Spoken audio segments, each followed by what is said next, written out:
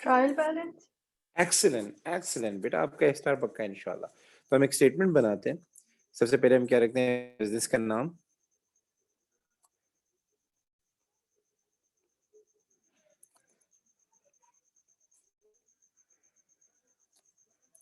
फिर हेडिंग देते हैं ट्रायल बैलेंस,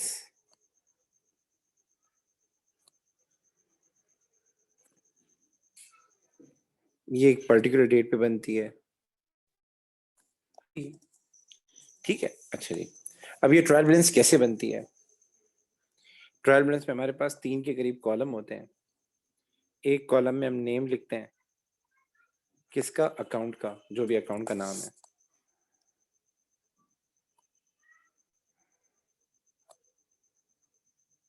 अच्छा जी, एक हमारे पास एक कॉलम होता है डेबिट का, एक कॉलम होता है क्रेडिट का, ठीक है।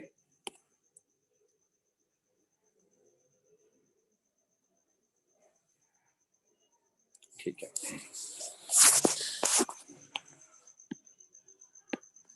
एक मिनट कीजिएगा बेटा।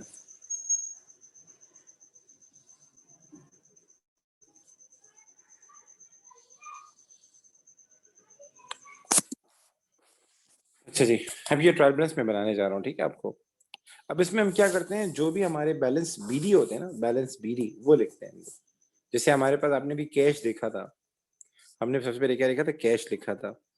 तो कैश का बैलेंस बीडी किस साइड आ रहा था? Debit side. डेबिट साइड पे। तो हम क्या करते हैं, जितने भी अकाउंट बनाए होते हैं उनका नाम लिखते हैं, और जो भी उनका रिसेंट वाला बैलेंस बीडी होता है वो हम लिखते हैं। अगर वो बीडी डेबिट साइड पे आ रहा होता है तो डेबिट साइड पे लिखते हैं। लाइक ये देखें, ये मैंने इधर तो नहीं नजर आ रहे, मैंने कहीं बनाए थे। चलें, आपने टी अकाउंट्स बहुत सारे बनाए होंगे, तो जिसका बैलेंस बीडी डेबिट साइड पे आ रहा होगा उसका बीडी डेबिट साइड लिखेंगे, जिसका बीडी क्रेडिट साइड पे आ रहा होगा उसका क्रेडिट साइड पे लिखेंगे। लाइक फॉर सपोज एक अकाउंट होता है हमारे पास कैपिटल।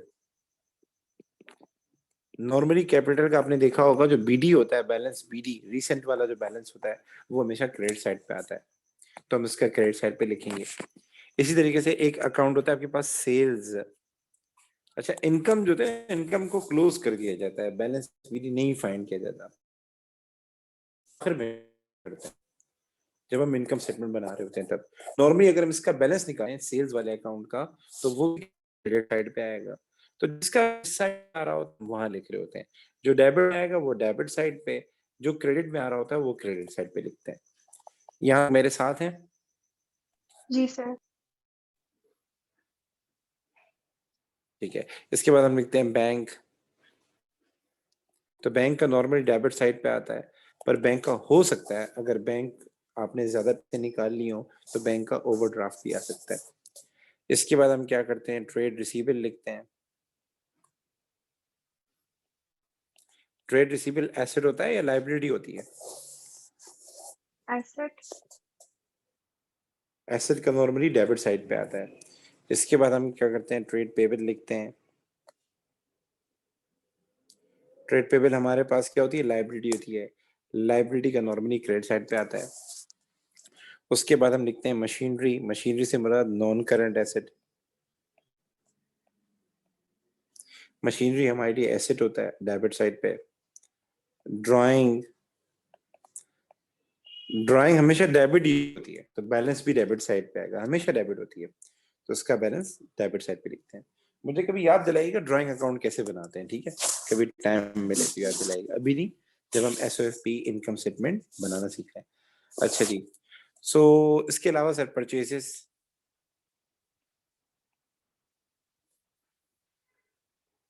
परचेजेस एक्सपेंस है, इसका बैलेंस क्या होगा, डेबिट साइड पे आएगा।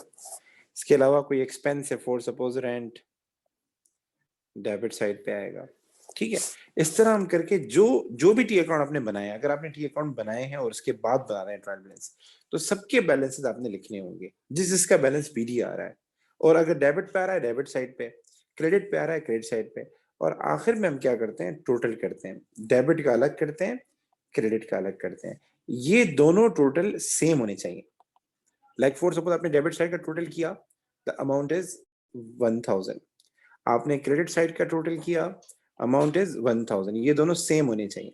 अगर ये दोनों सेम आ रहे हैं तो इट मींस कि आपने जो भी एंट्री डेबिट की थी आपने करस्पॉन्डिंग क्रेडिट एंट्री भी की है। मतलब कोई एंट्री ऐसी नहीं है कि आपने डेबिट किया और क्रेडिट करना भूल गए हो। और दूसरी चीज, जो आप बैलेंस बीडी फाइंड करते थे, मैथमेटिकल कैलकुलेशन करते थे, उसमें कोई मसला नहीं किया आपने, वो ठीक किया। इसीलिए हम कहते हैं कि ट्रायल बैलेंस जो है ना वो क्या शो करता है, क्या असर्टेन करता है, अर्थमेटिकल एक्यूरेसी एक वर्ड यूज होता है। ट्रायल बैलेंस का फायदा क्या होता है? ट्रायल बैलेंस शो करता है अर्थमेटिकल एक्यूरेसी। एक्यूरेसी का मतलब कोई एरर नहीं, एरर हो सकते हैं लेकिन मेजर एरर नहीं है कि हमने कोई चीज डेबिट की हो तो हमने लाजमी बात है दूसरी चीज क्रेडिट की होगी। ठीक है, तो मेजर एरर नहीं है, it ascertain the arithmetical accuracy. दूसरा ट्रायल बैलेंस क्या शो करता है? बैलेंसेस शो करता है।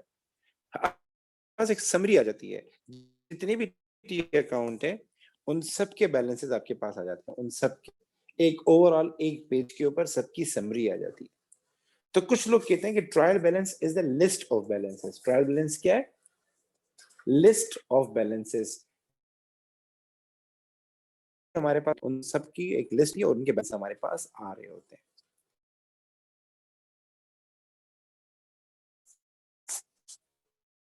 सो बिस्मिल्लाहिर्रहमानिर्रहीम। हम लास्ट टाइम ये पढ़ रहे थे कि ट्रायल बैलेंस कैसे बनाते हैं। ठीक है, अगर मेरी आवाज में कोई मसला है या रुक रुक क्या है तो बता दीजिएगा। ठीक है, ओके। तो लास्ट टाइम हम ये पढ़ रहे थे कि ट्रायल बैलेंस हम क्यों बनाते हैं और इसका पर्पस हमने ये सीखा था कि हम जो भी डेबिट करते हैं तो हमें उसका करस्पॉन्डिंग क्रेडिट करना चाहिए। तो अगर हमने प्रॉपर तरीके से काम किया हो ये हमें कैसे पता चलेगा? फॉर एवरी डेबिट हमने करस्पॉन्डिंग एंट्री की हो ये हमें कैसे पता चलेगा? इसके लिए हम क्या करते हैं? ट्रायल बैलेंस बनाते हैं कि एक तो हमें हमें अर्थमेटिकल एक्यूरेसी हमारी मेंटेन हो जाए। एक्यूरेसी से मुराद है कि कोई एरर नहीं किया, कोई गलती नहीं की, हर डेबिट के पीछे हमने क्रेडिट रिकॉर्ड किया। तो इसमें हम क्या करते हैं, जो भी हमने टी अकाउंट बनाए थे उनके बैलेंस निकाल के, अगर उस टी अकाउंट का बैलेंस बीडी डेबिट साइड पे आ रहा है तो हम डेबिट साइड पे लिखते हैं, अगर क्रेडिट साइड पे आ रहा है तो हम क्रेडिट साइड पे नॉर्मली लिखते हैं। लाइक कैश का normally BD balance debit side पे आता है, कैपिटल का बीडी बैलेंस क्रेडिट साइड पे आता है। इस तरह हम सारे अकाउंट के बैलेंसेस लिख के एट द एंड टोटल करते हैं। डेबिट का अलग टोटल करेंगे, क्रेडिट का अलग टोटल करेंगे। ये दोनों चीजें एक दूसरे के इक्वल होनी चाहिए, एक दूसरे के इक्वल होनी चाहिए। अगर ये इक्वल है तो इट मींस आपने हर डेबिट के पीछे क्रेडिट एंट्री रिकॉर्ड की है, एटलीस्ट ये अश्योर हो जाएगा। यहाँ तक मेरे साथ हैं? जी सर। अच्छा, दूसरा ये मैं लिस्ट ऑफ बैलेंसेस बताता है, मतलब हमारे पास सारे जो बैलेंसेस हैं पर्टिकुलर टी अकाउंट के वो हमारे सामने आ जाते हैं, एक समरी आ जाती है, एक समरी। तो इट मींस कि हमें आगे इनकम स्टेटमेंट बनानी हो या एसओएफपी बनाना हो तो वो हमारे लिए थोड़ा आसान हो जाता है। अच्छा, कौन सा बैलेंस किस तरफ आएगा? इसके लिए मैंने एक वर्ड लिखवाया था, dealer. Dealer, D E A D और ये ल। D for drawing, E for expense, A for asset. ये तीन चीजें जो है हमेशा डेबिट होती है। L for liability, E for equity, R for revenue. Equity से मुराद कैपिटल आपका, जो ओनर ने इन्वेस्टमेंट की है, जिसपे उसका राइट है। तो ये तीन चीजें हमेशा क्रेडिट साइड पे आएंगी ट्रायल बैलेंस के।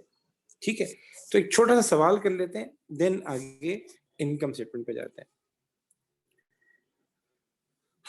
बिस्मिल्लाहिर्रहमानिर्रहीम। जी बेटा, ordinary goods purchase debit side पे आएगा, ट्रायल बैलेंस में क्रेडिट साइड पे आएगा। Debit. Revenue, credit. Return inward या sales return? Credit. Sorry sorry sorry, debit debit debit debit. Debit. देखिए, रेवेन्यू हमारे लिए इनकम होती है तो वो क्रेडिट होता है। रिटर्न इनवर्ड उसका कॉन्ट्रा होता है, मतलब उसका अपोजिट होता है। अकाउंट्स में हम इसको सेल से भी एडजस्ट कर सकते हैं, लेकिन हम अलग से टी अकाउंट बनाते हैं ताकि हमारी एफिशिएंसी का पता लगे कि कितने लोग हमें सामान वापस कर रहे हैं, कितने मसाइल हैं हमारे प्रोडक्ट के साथ। तो एक अच्छी पिक्चर हो जाती है जब आप अलग से शो करते हैं। तो हम क्या क्या करते हैं, जो भी सेल्स रिटर्न होती है उसका अलग से अकाउंट बनाते हैं, उसको सेल्स रिटर्न कहते हैं या रिटर्न इनवर्ट कहते हैं। तो ये कॉन्ट्रा होता है आपकी सेल्स का, उसका अपोजिट होता है। तो क्या होगा? अगर सेल्स क्रेडिट हो रही है तो ये क्या होगा? डेबिट होगा। Carriage on sales, debit, wages and salaries, debit, rent and rates, debit, insurance, debit, carriage on purchase, debit, interest, debit, discount receive. Credit, excellent. अच्छा जी, सिंट्री एक्सपेंसेस। डेबिट, अच्छा, मैंने सिंट्री एक्सपेंसेस का बताया था, ये किसे कहते हैं लास्ट टाइम आपको? जी। आपने बताया था कि जो क्या? छोटे-मोटे जो एक्सपेंसेस होते हैं, जैसे कि रिफ्रेशमेंट्स एंड थिंग्स, वो। ओके, दैट्स गुड, बेहतरीन बेहतरीन। Rent received, credit, trade receivable. Debit, अच्छा, ट्रेड रिसीवेबल हमारे एसेट होते हैं, मतलब वो लोग जिनसे पैसे लेने हो, ये एसेट होता है। ट्रेड पेबल, क्रेडिट, उसके बाद बैंक ओवरड्राफ्ट। क्रेडिट, ठीक है। अच्छा, inventory at 1 September 2013, opening inventory, ये एसेट डेबिट, होता है। ओके। कैपिटल एट 1 सितंबर, क्रेडिट, प्रॉपर्टी, डेबिट, उसके बाद लॉन, क्रेडिट, ड्राइंग। डेबिट, अच्छा जी, अब ये बताएं क्लोजिंग इन्वेंट्री ट्रायल बैलेंस में कहाँ आएगी?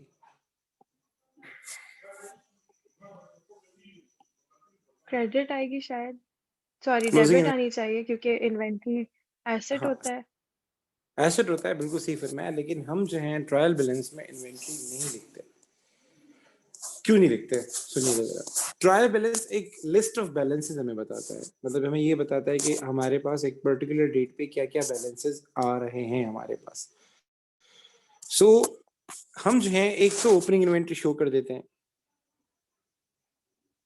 ओपनिंग इन्वेंट्री शो कर देते हैं, ठीक है। उसके अंदर फॉर सपोज ओपनिंग इन्वेंट्री 10,000 है, आपने उसमें वो शो कर दी।